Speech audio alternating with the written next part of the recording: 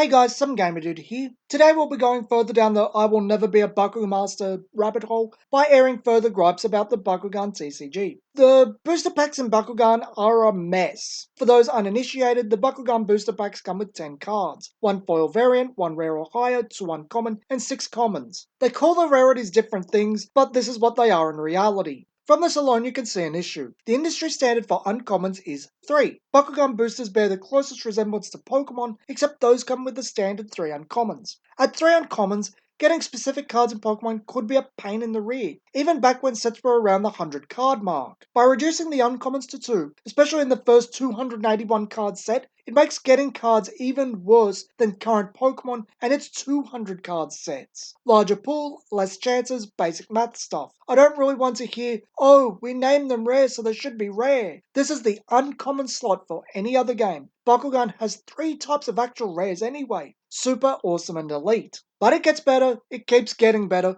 We'll get to that in a minute. We have to establish a few other things first. Bakugan has no set ratio for higher than rares. You buy a display, since there are no real boxes, you might get 6 of the highest rare, you might get none, somewhere in between. The drop rate of the Bakugan Elite is sporadic at best, with the rarity below Awesome Rare not being that much better. This means that even a display is pot luck, where in any other game you buy a box and you have a good idea what to expect in terms of what rarity will drop at what amounts. Bakugan has very poor randomization in the boosters. You will get clumps of cards in set order. This has been noticed since day one and is incredibly noticeable when cracking packs because you will see certain cards clumped together, both in common and uncommon slots. Pop open a pack, see the front common, you get a good idea of what the rest of the commons are. Sets also don't have real release dates. They kinda do, but because of how Bakugan is sold as a toy line, because Spin Master is a toy company, guys, release dates don't mean anything. Resurgence was the May set, I believe.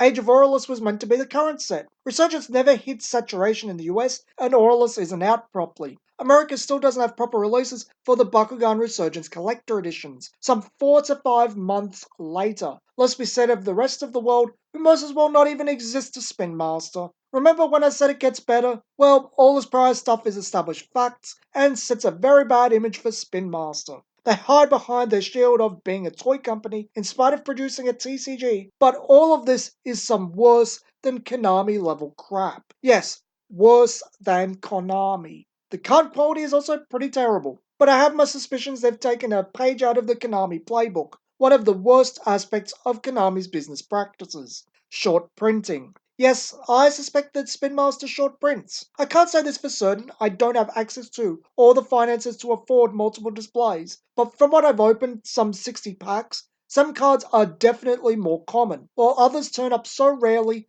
it's unbelievable. This could be passed off as a result of the clump track printing issue, but the more I buy, the more I notice this, especially when I buy large amounts of boosters. You get a ton of certain clumps, while certain commons never turn up. Same is true for uncommons, probably higher rarities too. You will literally be drowning in certain cards, but never see others, at the lowest rarities. You have to buy for more chances for commons, might I remind you. Commons. Worse yet, because of course this rabbit hole goes deeper, the Outsider series, the budget stop all but the same faction damage at common, seem to be some of the rarest commons. The cards made for budget players and presumably kids are some of the hardest to pull. Brilliant. It doesn't matter how you consume your cards either. It doesn't matter if you buy boosters or card collections. It doesn't matter if you buy at different stores. It doesn't matter if you buy in different areas. Nothing seems to affect the pulls. Some cards just take ages to turn up, if they turn up at all. If anyone with more money and accessibility wants to crack a few displays, jot down how much of each card they got, I'd love to hear the results. But this is what I've noticed, and it's disenfranchising. More so than the Arsenine starter deck issue, because this is not a stupid out-of-touch decision. This is consumer abuse. This is taking advantage of kids, who is the game's primary demographic. Oh, but it keeps getting better because of course it does. All of this is about the TCG. How about the toys? How can they screw those up? A new theme since the Resurgence starter decks, about 4 decks in, has been that the wrong character card is included with the toy, rendering the toy unusable in-game. Amazing. Simply amazing. They're trying to get it fixed now, but they took their sweet time doing it, and only the Resurgence starters. None of the products from later on that we know come with the wrong cards. All of this on top of toys that are constantly being replaced by something better and are likely to be replaced next year when we get a new gimmick. Why do we subject ourselves to this again?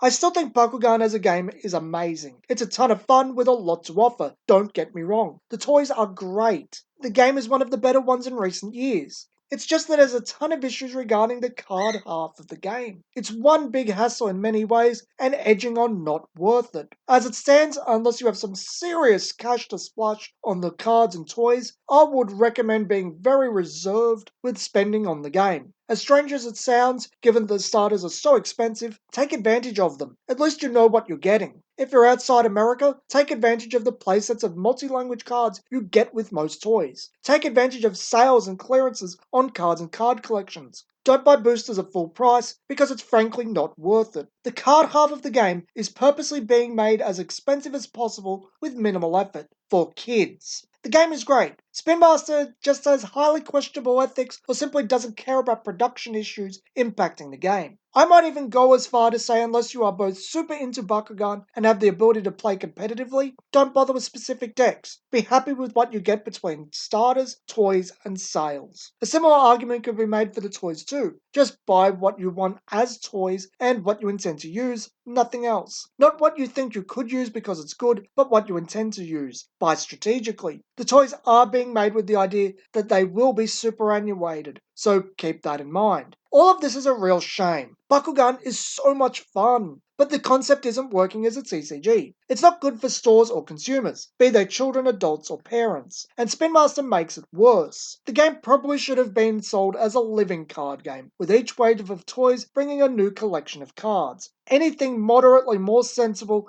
given Spin Master's attitudes would have been preferential over what we have. This has been Some Gamer Dude, and thanks for watching.